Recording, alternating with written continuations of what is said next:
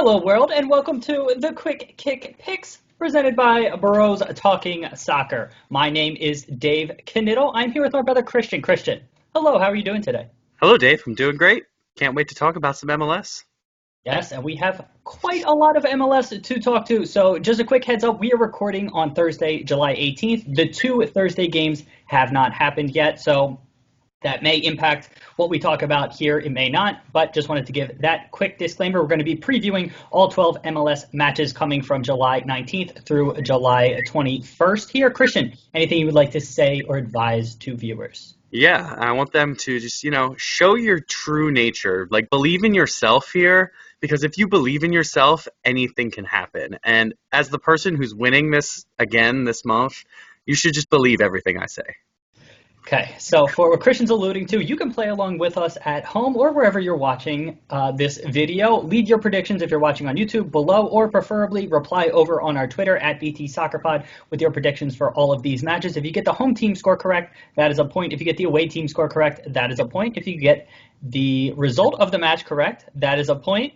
And if you get all three of those correct, Christian, you get a bonus 2 points. So there are 5 points up for grabs in every single match. You can make up ground very quickly in this game if you get a couple of scores correct. I wouldn't know that because I never get scores absolutely correct, but other people know it. Christian knows that game. And so you can make up scores very quickly. A couple last little points here. We are recording this live on YouTube, not live on YouTube, but this will be on YouTube. And then we post these videos over on Twitter. Twitter restricts us to about 2 minutes and 20 seconds for every game. So for each game, I have a timer here set to go off at about 2 minutes and 5 seconds. So if you hear a whistle, don't be alarmed. You're not going crazy. That is actually coming from us over here. Last thing, I am an absolutely huge nerd, and a couple of years ago, I built my own homemade expected goals model, so that's going to factor in here. Look for KXG that I'll be referencing throughout this video. Christian, are you excited about that? Do you feel at a huge disadvantage because I have this model?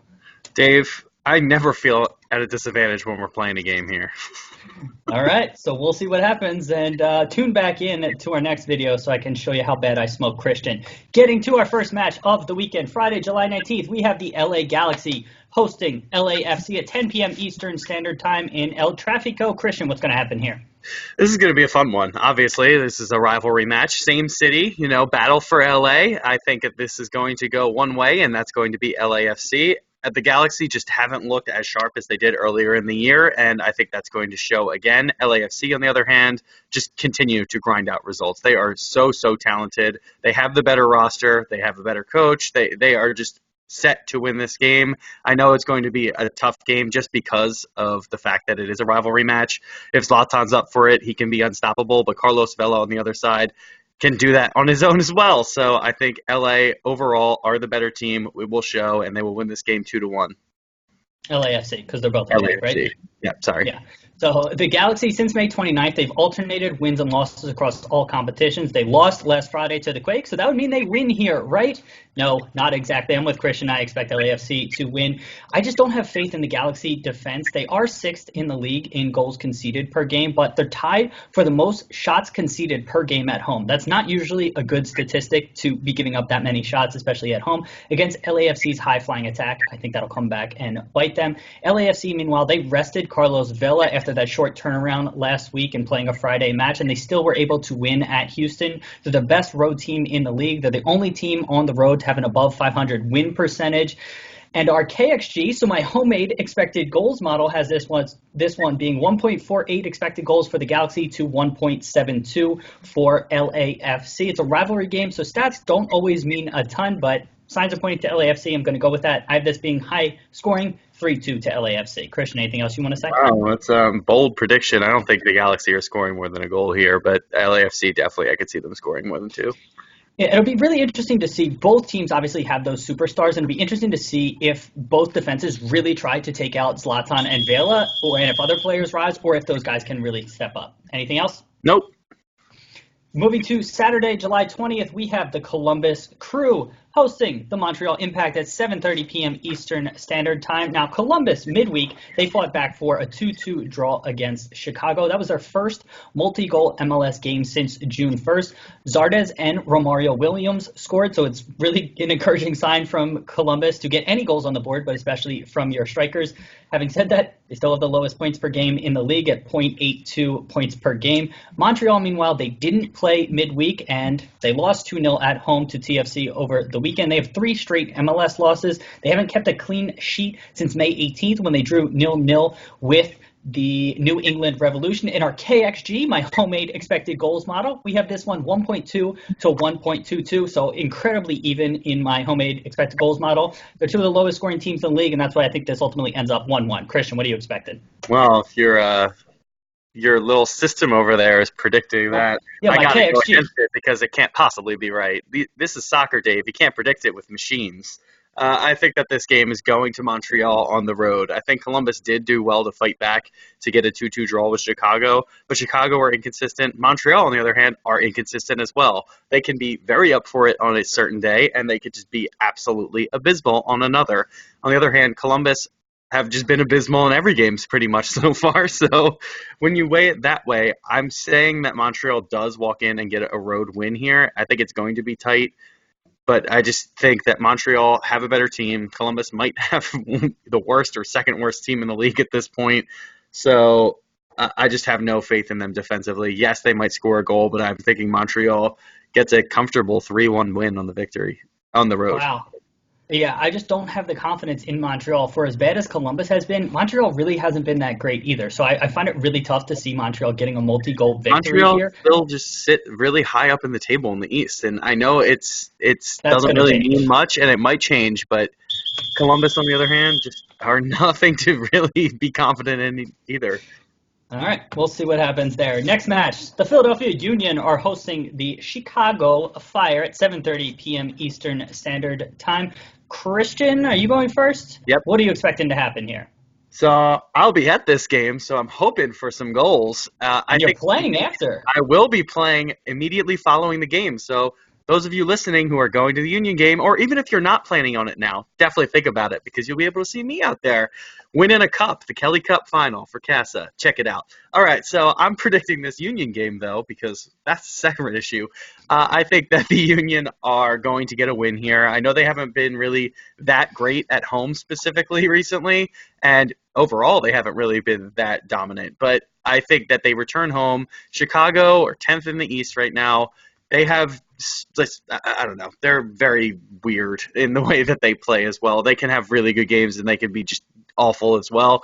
I think on the road, they have a short week, right? Or did they not play midweek? Yeah, no, they played midweek and they're the worst road team in the league.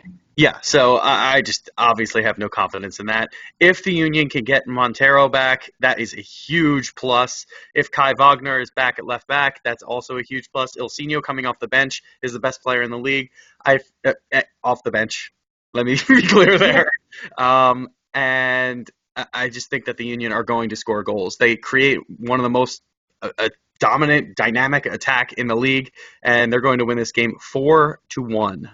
Wow. Lots of goals from Christian. So Philly was spanked at RSL last week, but I think that was sort of an outlier. I think not having Montero, Ilsinho, or Wagner in that game played a huge role. They looked unmotivated and lethargic in that, and a lot of reasons could have gone into that. But with this one, I would expect at least one of them to be back, if not 2 or 3. Wooten, another week to get acclimated to the team. Meanwhile, Chicago, I touched on it. They have no wins, 3 draws, and 7 losses on the road this season. They had a midweek game, which they drew 2-2 at home. So their Union more well-rested, and so I expect the Union to come through with a 3-1 win. So not quite as many goals. Our KXG, my homemade expected goals model, 1.73 for the Union to 1.26 for the Chicago Fire. So again, heavily favoring the Union there. Anything else? Nope.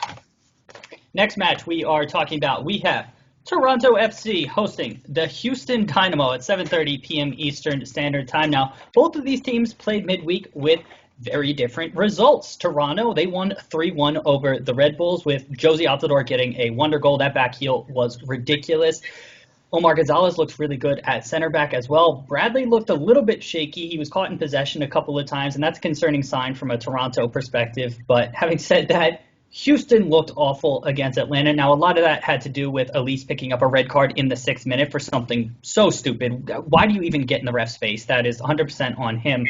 but he's going to be then suspended for this one. They're the worst road team in the Western Conference. They only have one win on the season. Mauro Manotas was rested midweek. He played a little bit in that match, so I expect him to come back, then be able to nick a goal on the road. But ultimately, I would be shocked if this isn't a huge victory for Toronto. I have it ending up 4-1. My KXG, home-made expected goals, 1.9 to 1.06. It's the biggest differential in my model of any match this week, so I expect a big Toronto win. What are you expecting, Christian? That's surprising to me that it was that big of a margin and the biggest margin of the weekend, but Toronto have been getting better, and they have a talented squad. Josie Altidore's goal, as you touched on, was absolutely brilliant with the back heel. And although I'm not a huge fan of Michael Bradley, he does help that team tick. Defensively, he can be a liability just because he doesn't have that motion anymore and that energy, but he still can keep the ball moving, and that's what his role is on this team. So I think that with those two, Pozuelo seems to be up for it again, and he's starting to find that form that he showed early on. He picked up a nick. I think he's healthy enough for this one, so that's something to just keep an eye out for. He picked up a nick. A nick, like an injury. Knock, right? Knock? Knock. Yeah, knock. Yeah, knock. Nick is not the right word. I've been watching a lot of New Girl, so that I apologize. Yeah, right, obviously. So I think Toronto do get this win, and I don't know if it's going to be as comfortable as you're making it seem. Houston have been very, very poor, but I think that they can score goals when they're up for it. They have not shown that in recent weeks, but I still think that they're going to grab one here on the road. I agree with you there, and I'm going with a 2-1 victory for Toronto. 2-1. Next match we're talking about, we have Sporting Kansas City hosting FC Dallas at 8:30 p.m. Eastern Standard Time on Saturday. Christian, what are you expecting to happen? Oh boy, this is one that is very difficult for me to predict because I think both of these teams could be up for it and both of these teams could just not be. And I'm going to end up saying this game is going to be 0-0 and not very fun to watch. I think both teams defensively aren't that strong, but I don't think in attack they really look that great either. So I think SKC at home probably have a slight advantage, and you probably say they could win this game by a goal. I can't see them running away with a victory here, even though Dallas haven't been too impressive on the road. I still think this game ends 0-0. I think there will be chances. It won't be a lot, but I think that neither team will take them in this game. Interesting. So I have a completely different perspective on this game. Sporting Kansas City, they're scoring 2.1 goals per game at home, and they're conceding 2 goals per game at home. Now, the Revs and LAFC matches where they gave up 4 and 5 goals respectively are kind of throwing that out of whack. But still, they're scoring goals. They're getting healthier from an SKC perspective, and they've had 2 straight shutout wins. On the FC Dallas front, they have 2 wins, 1 draw, and 7 losses on the road. They're not a great road side. They haven't won on the road since April. Overall, they just haven't been good since mid-April. They have 4 wins, 4 draws, and 7 losses across all competitions since April 20th. My homemade expected goals model, the KXG as I like to call it, has this one ending up as 1.68 to 1.09 in favor of SKC. I'm going to take that and even add another goal on top, and I'm going to have SKC winning this one 3-1. Christian, anything else you would like to add? I don't think so. No? Okay. I find it tough to expect this one to end up 0-0. FC Dallas, though they haven't been great on the road, I still think they find a way to get a goal. And again, I have Sporting Kansas City scoring some goals here. Even though Sporting Kansas City have been scoring a lot of goals at home, I think that this is just an off night for them, and it's going to be a drab 0-0 draw. Drab, that is a fun word to say. Look at you. All right, next match. And just no whistle whatsoever on that one. Colorado Rapids are hosting New York City FC at 9 p.m. Eastern Standard Time on Saturday. And so Colorado drew 2-2 at Portland, and they went down twice in that match. So it was really impressive from them to fight back and get a draw last weekend. They continue to score goals. They haven't been shut out since April 27th at Atlanta, when Atlanta's defense was absolutely locked down. That was when they just weren't giving up goals. Still, however, Colorado has the second worst defense in the league. They're conceding 2 goals per game, both on the road and at home, which is not a great sign. New York City FC, they're coming off of not a great week after having a fantastic run of form. They got knocked out of the Open Cup, and then they lost on that controversial play to the Red Bulls. I really like what I've seen from a Bear. He had a fantastic finish against Red Bull. And Morales, he's tied for the league lead in assists, and I mentioned that he was a realistic shout for MVP.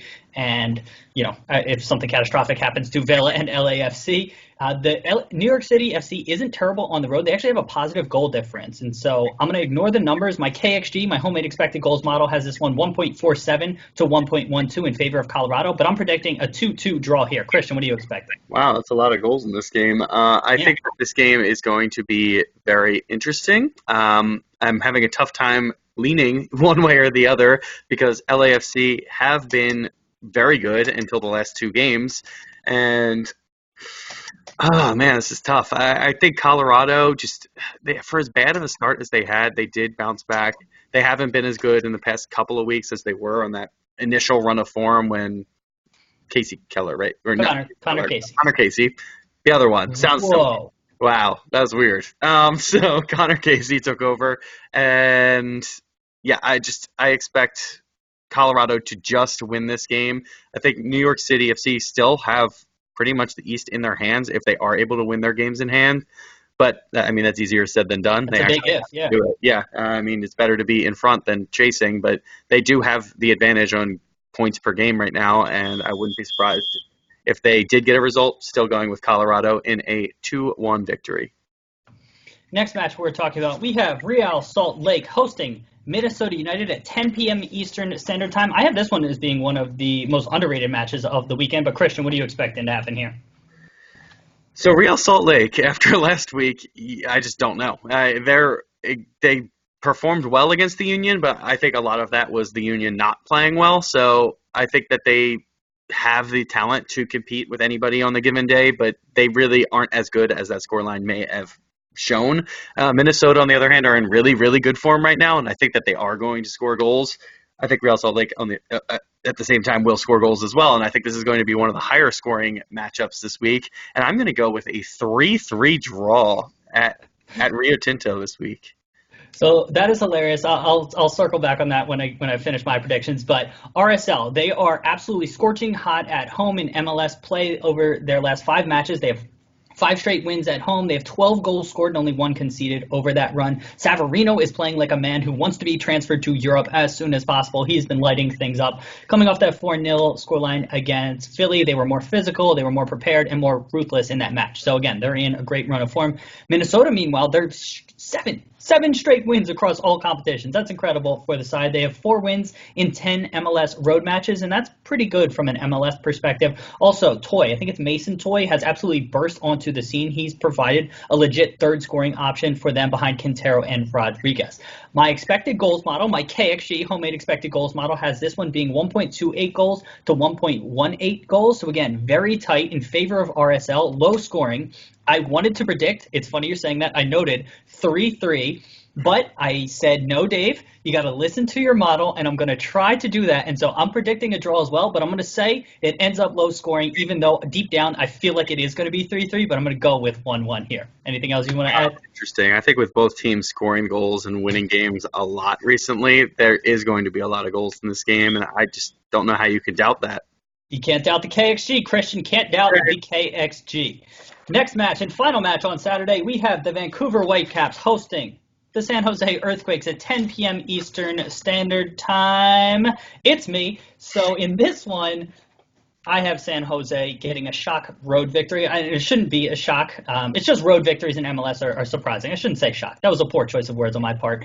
Vancouver, they have the worst points per game in the West. They haven't won at home since 2-1 over FC Dallas on May 25th. So over the course of June into halfway through July, they have no home wins. Midweek, they went and lost at New England 4-0. They had a partially rotated lineup, but a lot of that lineup still included a lot of their starters. They were absolutely dominated in the first half. They had a couple of chances early in the second before they just absolutely collapsed. So again, not an encouraging performance from the Whitecaps there. San Jose is a really funky team.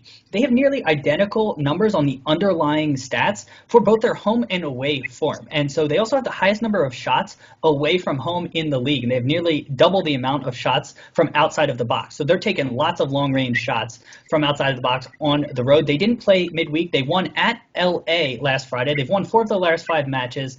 And I have San Jose getting a 2-1 win here. My KXG, 1.21 for Vancouver and 1.67 for San Jose, which is an absolutely huge difference, especially for an away side. My model very much favors home teams. So I have San Jose getting a 2-1 road win. Christian, what are you expecting? I am going to agree. I think San Jose gets the road win, but I'm going with a 1-0 scoreline here. I think they're able to get it done. I think that they've been much better defensively over the past few weeks, and they are getting results, as we've seen in LA. They just do 4 or 5 games they've won. That's an incredible run of form, and I think that continues. I was very harsh on them at the beginning of the season. I'm sorry, I was wrong. They have rebounded well, and I will admit when I'm wrong. But San Jose, I'm with you now. Dave lives with you now. I'm going to predict a win for San Jose on the road, and you picked 2-1, so I can't. I'm going 1-0. All right, fair enough. Well done. Apologies, I talked for a long time that time. Next match, getting to Sunday, July 21st, we have Atlanta United versus DC United kicking things off on Sunday at 4 p.m. Eastern Standard Time. Christian, what are you expecting to happen?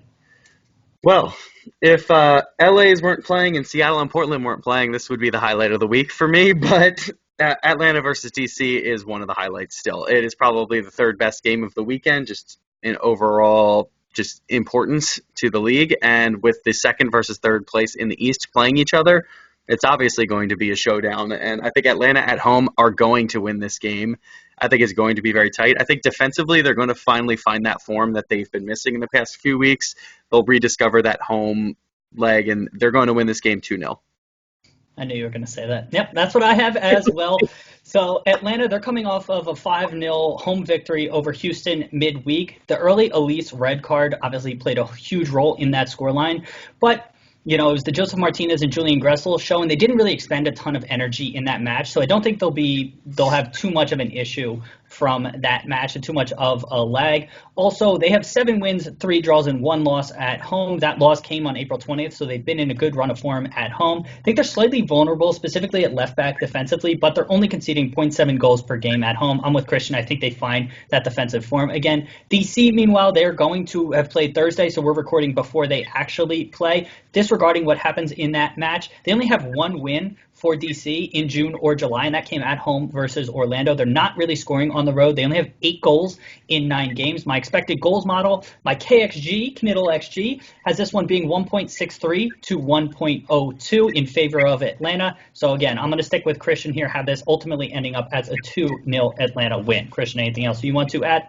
I just think DC on the road have really not shown up in most games, and even though they have that firepower and they can get goals, I think against a team that has the defense that they do and the counterattacking ability of Atlanta, they'll be susceptible and they'll give up a couple of goals on the break.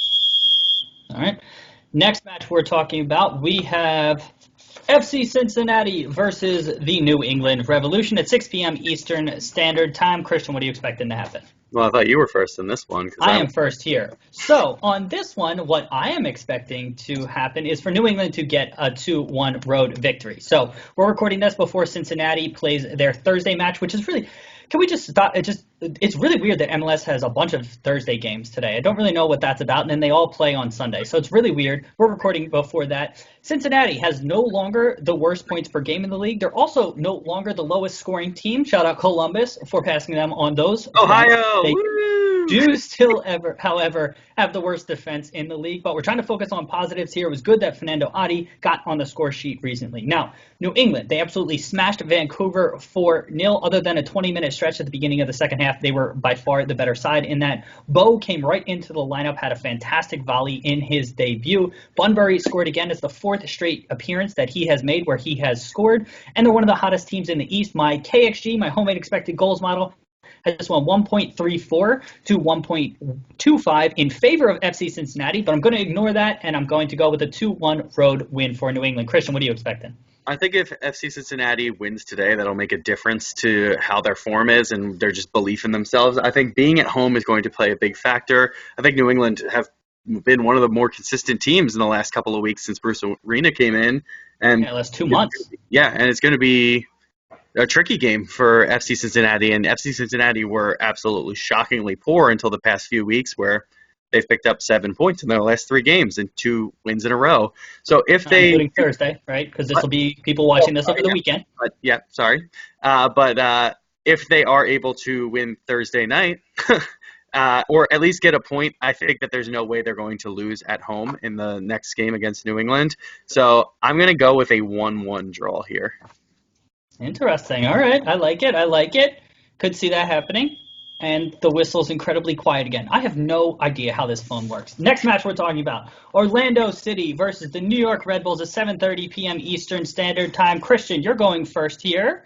So, what is your expectations for the match? Oh, we really lost track today. So Orlando City, they're just one of those teams that you just hate to play against because you don't know what you're going to get. I think that Like a they box of create, chocolates. yeah, exactly. And the New York Red Bulls have very much benefited from favorable refereeing decisions, specifically last week. I honestly don't know how this game is going to go. And so if I had to predict, which, I do because that's why we're here, I'm going with an Orlando win at home, but I think it's going to be very, very tight. I mean, Keeper's really upset about that Yeah, I mean, it decision. sounds He like he's really, agreeing really with you. definitely. Do you think he's agreeing, or do you think he's a It Red sounded Bull like fan? he was agreeing with you. Okay, Keep that's it it. dog. Okay. So I'm going with Orlando winning this game, and I'm going with a 2-1 victory here. I think the Red Bulls will pose a threat, but in the end, Orlando, in the second half, just like they did with the Union, they're able to just grind out results and create chances, and they'll grab their chances when they come.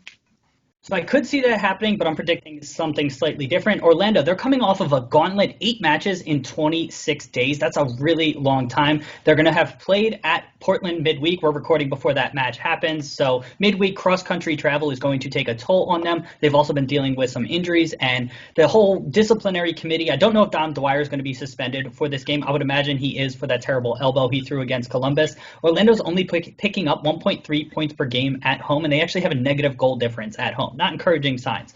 Red Bull New York, meanwhile, they won against NYCFC with some favorable refereeing decisions, but they lost midweek 3-1 over Toronto. They're picking up less than 1 point per game on the road this season. They haven't won on the road since May 25th over FC Cincinnati, but I think the frenetic pace that they'd like to play in the game and the fact that Orlando is going to be tired. I don't know what the weather is going to be like in Florida. I wouldn't be shocked if it's hot and humid, but I have the Red Bulls picking up a 3-1 win here. I know it's going to be I don't know if that's actually going to happen, but I'm predicting 3-1. My KXG homemade expected goals have 1.5 versus 1.03 for Orlando, so I'm going against my model.